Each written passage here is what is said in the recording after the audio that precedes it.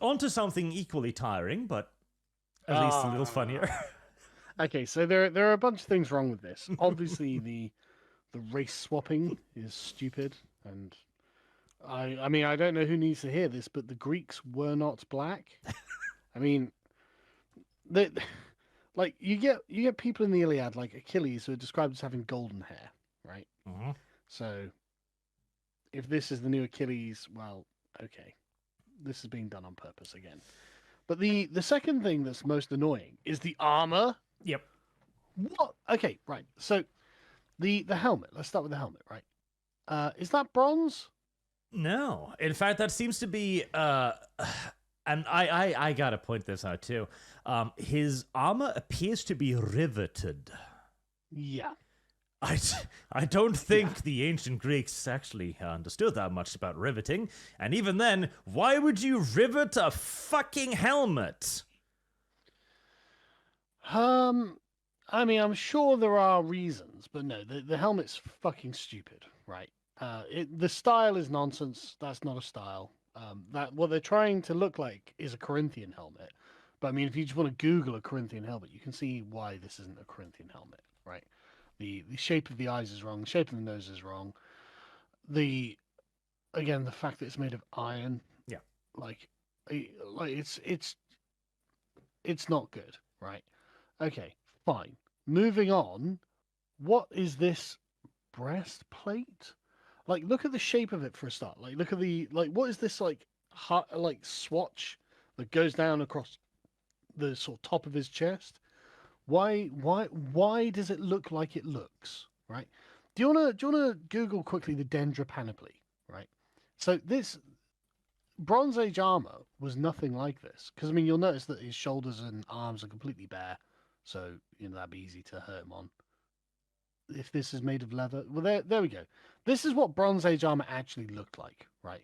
Because believe it or not, people in the Bronze Age were not stupid, and they were like, you know what, I don't want to get killed, so I'm going to have massive plates of bronze that will protect me from bronze spears. And if you can find like I people have who've lost. remade the Dendra panoply, and so if you just Google Dendra panoply remake or whatever, and you can see like there we go. Yeah, that looks like it would do a good job protecting you from Mhm. getting killed. Actually, that's actually like looks like an effective suit of armor. If you compare that to what the guy's wearing, you're like, oh, that doesn't look like an effective suit of armor. In It fact, does I not. can think of lots of places where I would stab this guy if I had a sword, if we were on the battlefield, right? This looks terrible. So why are you doing this? Like, and I guess that the only answer I can think of that comes is like, well, they think it looks cool, but the thing is, it doesn't It look doesn't. fucking cool. It doesn't look cool. It looks like Rings of Power shit. It looks Yes. terrible. And again, It looks the superfluous details. His chest piece too has rivets. yeah. Why? I have lost. Shit. Like, and the thing is too, like Bronze Age armor looked the way it did because they didn't have access to advanced manufacturing techniques to make interlocking plates, which is why it is just a series of plates basically attached together via straps or rope or whatever, right? Because this makes sense. This is relatively easy to manufacture once you can make the sheets themselves, that is, of course. Yeah. And it is relatively effective, particularly against bronze weapons. Like, people forget how good armor is. It is hard to stab through a plate of metal. Well, you basically can't. That's the point of it. Like the point is that you can't just stab through a sheet of metal. Otherwise, why would you bother with it? If you could just stab through a sheet of metal, it's like, why am I wearing this? Yeah, like, this is the Hollywood myth where you see people just slashing away at dudes in full plate and having them fall over. Armor was really, really good. Even like bronze plates like these that are relatively soft, against another bronze spear, you need a big, strong guy two-handing that spear to even have a chance. Let me push back on that because bronze isn't soft. Bronze is not soft. Bronze is brittle, right? That's the problem with bronze. Iron is soft, right? So iron, like there are lots of accounts of the Romans. I've got a bronze sword on my shelf here, right? That I cast myself. There are lots of accounts of like the Gauls going into battle with the Romans, and because they had long iron swords, they'd hit something, the sword would bend, and they'd literally like, prop it against something on the floor and like push with their leg to straighten it out again. But bronze doesn't do that. Bronze snaps, right? And this is why eventually steel became better, because it got better, like, I don't know, tensile strength or whatever you call it, right? But what this means, bronze is really hard, so you can't just punch through bronze or something like that, and it would be, you would have to get an incredibly unlikely weak point or something like that. Bronze is really solid, and so like this, it makes actually for good armor, and it was used as armor right up until the classical era, which is why the hoplites are in the bronze breastplate in this sort of early classical period, and then that was superseded by a kind of linen armor. Well, that's the thing too. Like, iron become more popular for several reasons. One, it's easier because it's not an alloy like bronze is. Two, it gets stronger once they figured out how to carbonize things. Like, carbonized iron is definitely significally stronger than bronze that's is. Steel. No, steel is an alloy. No, steel is just a carbon percentage in the iron. Yeah, but that's still an alloy. I have lost. Shit. Carbonization okay. is the heat treatment of the iron. It's not actually working it into the blade. Okay, I'm going to look that up afterwards, but let's just take your word for that. And another reason, the thing is, iron isn't strictly speaking like more better than bronze holding an edge or anything like that. That's true. The difference is that bronze is hard to come by because you need tin, and tin is actually a really rare thing. The only sources of tin in the ancient world were in Afghanistan and Cornwall. So actually getting hold of enough tin, like copper's everywhere, and thankfully, I suppose for bronze making, it's only something like 15% tin or 10% tin, something like that. So it's the difficulty in getting the tin that made bronze less desirable than iron. And that's why it was, if we can all have metal weapons. Because, I mean, like, a metal weapon is a marked step up from whatever else you were going to use. So it doesn't even matter really that much what kind of metal. Any kind of metal's better. Yep. It's also the density, which, as you say, leads to being brittle. Yep. And it's also just because it requires more technology. Like, bronze melts easier, so you can create it easier. Yep, that's totally true. Lower melting point. And again, like, armor is good. Something that we don't think of. And this is because main character syndrome is why this guy is wearing this kind of armor. Because they think it looks cool. It just looks like it's made out of fucking plastic. Yeah, because it is. Like cheap, it's just like cheap plastic shit. Yes. Like, there's a movie with Patrick Stewart in it from like 1965 or something. I think it's King Arthur. I think it's called King Arthur. Where they've got full plate mail and they're just battering each other with swords with this full plate mail, and that's what would actually happen. Like, have you seen was it A Knight's Tale, where he's doing the sword fighting dueling, and they're just clanging each other with the swords? That's what happens when two guys in armor hit each other with swords. There's no blood. There's bruises. Yeah, which is, again, why when fully armored knights were fighting, it wasn't about trying to penetrate the armor, unless you had a weapon specifically designed for it. It was like a warhammer, for example, and even then it'd be tough. It's about wrestling the guy to the ground, because when he's down, you can try and slip a dagger into a weak point. Citizenship. And even then, like, the top-tier armors had practically no weak points either. Like, the latest form of Gothic armor is incredible. 15th and 16th century articulated plate armor. Yes. Where it's just the most... Yeah. It's like, you're not doing shit. Just get something heavy and bash him with it, because that's the only way you're going to get him down. Yeah. Like, your only hope is literally just blunt force trauma to translate through the plate. And even that, like, people tested cuirasses against pistols. Well, it was called the proof for a reason. Look, this can stop a fucking bullet because I've shot it. Yep. Which is why they had a little dent in them. That was the test. They would shoot the cuirass with a pistol bullet, and if it bounced off, it was accepted. Guns weren't introduced first and foremost because they were that effective against knights. They were introduced because anyone can point and fire a gun. Mm-hmm. Whereas wearing a suit of armor, fighting in the melee, using a sword effectively, etc., all difficult. Completely correct. Not that the Odyssey is going to be taking any of those lessons either, I'm sure. I'm not even going to bother. I'm not even going to hate watch it. I don't care. This is going to be shit. This is going to be shit. And everyone knows it's going to be shit. They're doing it on purpose because they hate you. That's why they're making this. They're making this. It's not because they love the Odyssey or something. Obviously, they don't love the fucking Odyssey. But they think you love the Odyssey and they fucking hate you. That's why they're doing it. And I point out too, like this, it's not literally. It's because they hate you. Because all the way back in 2004, we had the movie Troy. Yeah, like Troy wasn't perfect either, but at least they tried. Yeah, it was made by people who don't hate you. Yeah, at least they made an effort. Like they tried to get the helmets right. They did the large shields, minimal armor on the foot soldiers, bronze parts on. Oh God, what the fuck's the actor's name? That dude, Brad Pitt. Brad Pitt. But at least he's a great Achilles. Yeah, he looks like Achilles is described, and he's a good actor as well. So he actually acts angry about things. Like, because one of the things about Achilles is just generally quite a resentful character. And again, they gave him correct gear. Like that sword is a bronze sword. Mm-hmm.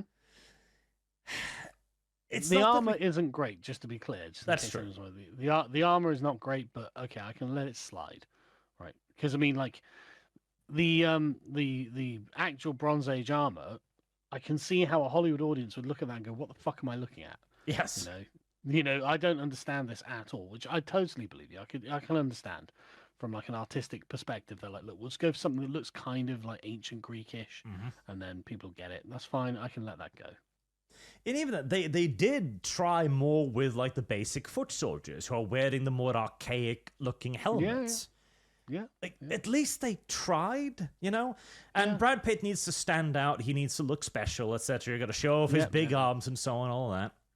Yeah, but he's also Achilles, so he literally has main character armor. Yes. I mean, if anyone ever did, I'm Achilles. Oh, okay, fair enough. Good point. This is one of my fears when we eventually see a return to like historical movies, because in the early 2000s we had a lot, like Alexander the movie, for example.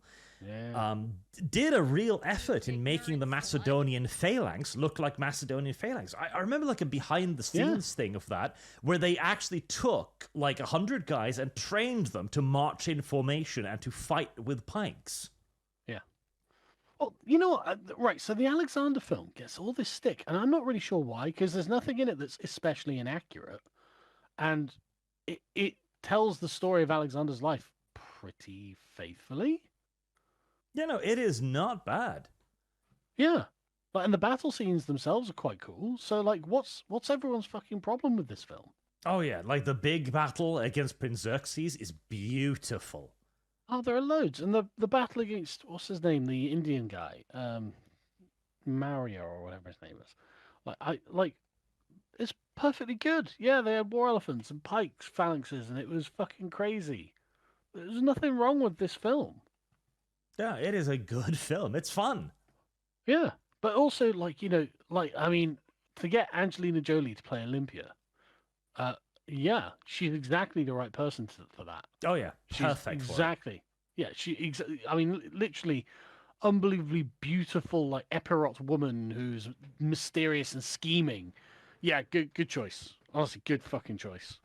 And the line delivery too, when she pleads with Alexander to bring her to Babylon and so on. Yeah.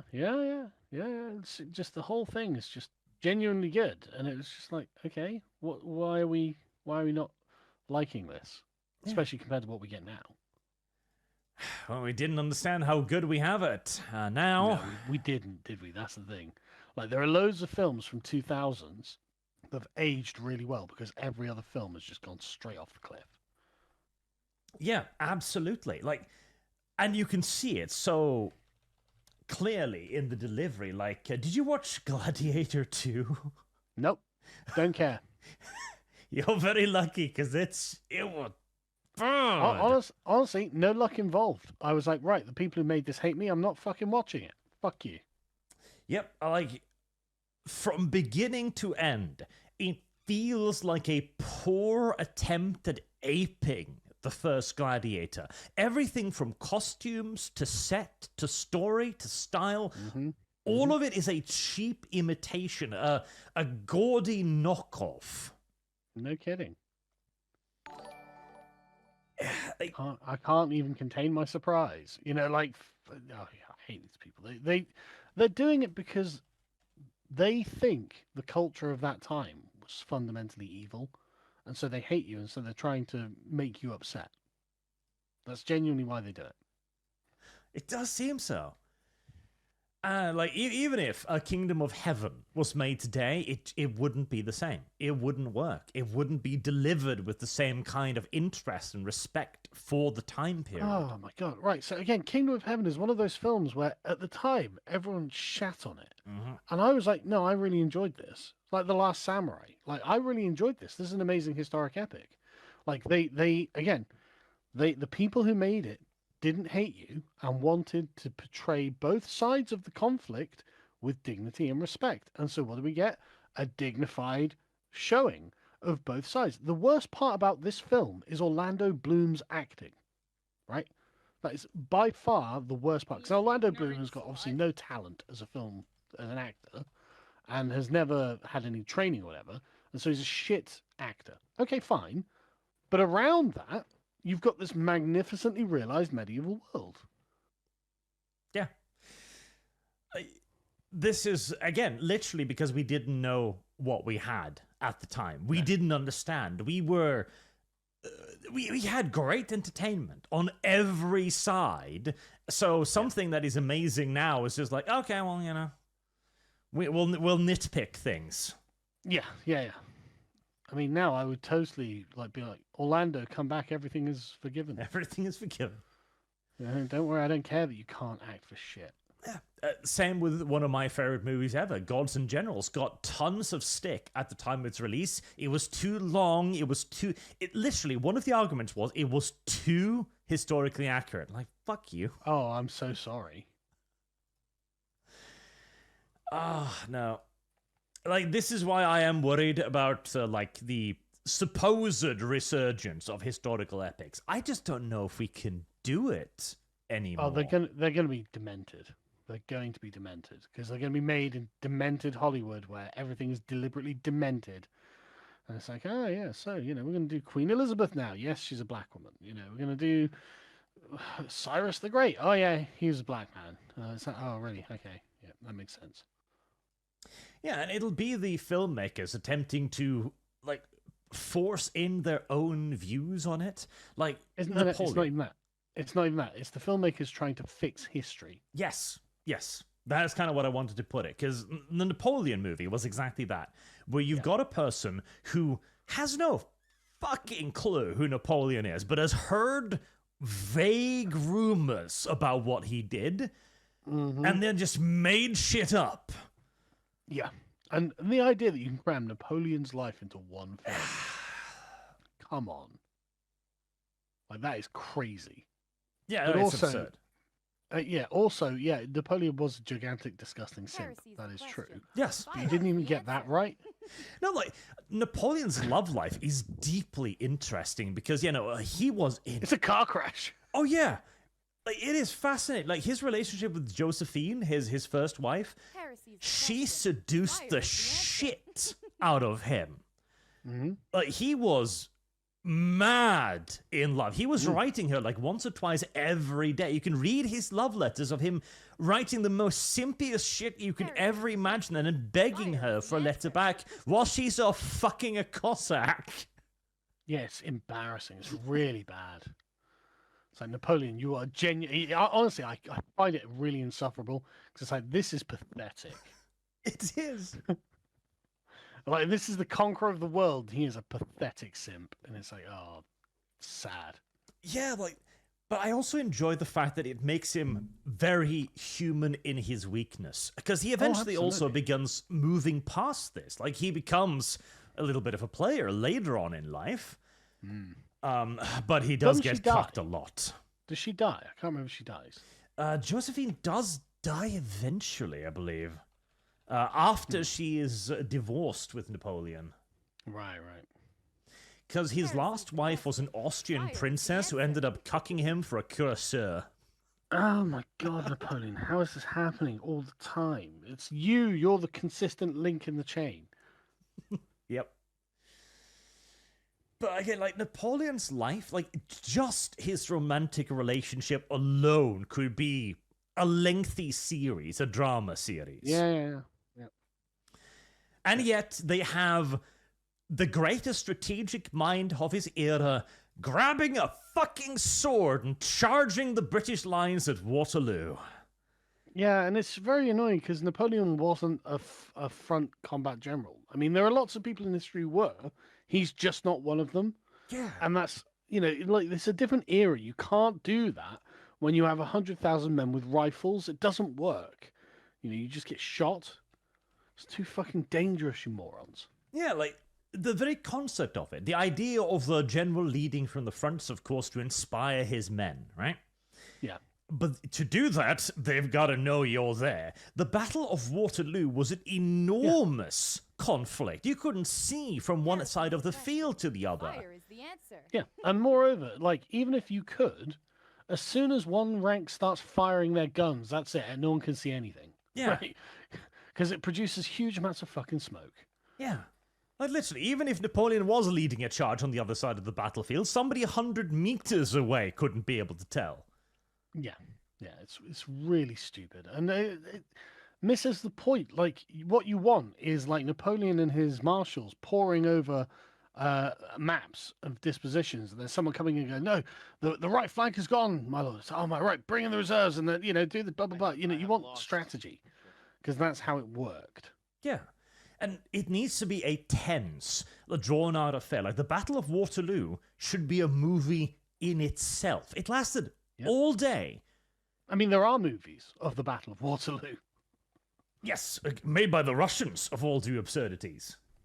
No, nothing. I don't see why we'd take anything away from them on that. Why wouldn't they do it? Well, this is the Russians are the ones who did this. Yeah, well, You'd think the French would, at least. Well, yeah, you would. Well, that's one they lost. Why would you think the British would? But okay, the movie Waterloo, I would highly recommend to everyone. They got the Red Army to act as extras, so they had thousands of men in era-accurate costumes marching across the field. It looks fucking amazing. Yeah, it's like with the Roman legions and Spartacus. Like, you can do whatever you want with CGI and whatever, but there's no substitute for the real thing. Correct. Like, CGI just it can't do it. It doesn't capture that feel and the effect of just watching hundreds of men do this stuff. There's a lack of weight and gravity to CGI that they still, and I don't know how they can get past it, because the actors respond to the fact that they're surrounded by other men. Yes. Whereas they don't respond to the fact they're surrounded by green screen. Yeah, absolutely. Like, when men are marching in columns alongside hundreds other guys carrying weapons in uniforms, something comes over the average human. You ignorant And slut. it's also the uniformity. CGI is uniform. Like, the naked eye can see at a glance to that CGI soldiers over there. Yeah. Whereas real soldiers, everybody's slightly different height, everybody's walking slightly differently, they're carrying their weapons at slightly different angles, etc. You can't do it with CGI. At least not yet. At least not yet. But we ain't got none of that. We've got the Odyssey. It's so shit. It's just decline in everything. Decline. Everything declines. The sunset of our civilization, man. Oh, Jesus. For a moment there, I was about to say at least it doesn't have Zendaya in it. No, it's got Zendaya in it. And she's Athena. Yep, she's Athena. I mean, Matt Damon as Odysseus is not the worst casting I've heard. Yeah, that So, works. Okay. Charlize Theron as Cersei Maybe. But I don't know who Benny Saldi is. fucking Safdie. Zendaya is in everything now, and she's shit. Yeah, she's not any good. She's the worst part of the Dune 2 movie. Oh, she ruined it. Oh my god, Well, she didn't ruin it. She wasn't that bad, but like, she was just the worst part of it. I genuinely think it's for me, she ruined it. Like, her entire character has nothing to do with Chani Guarantees citizenship. at all. She completely flips the entire script. Well, I mean, like I said, I think she was the worst part.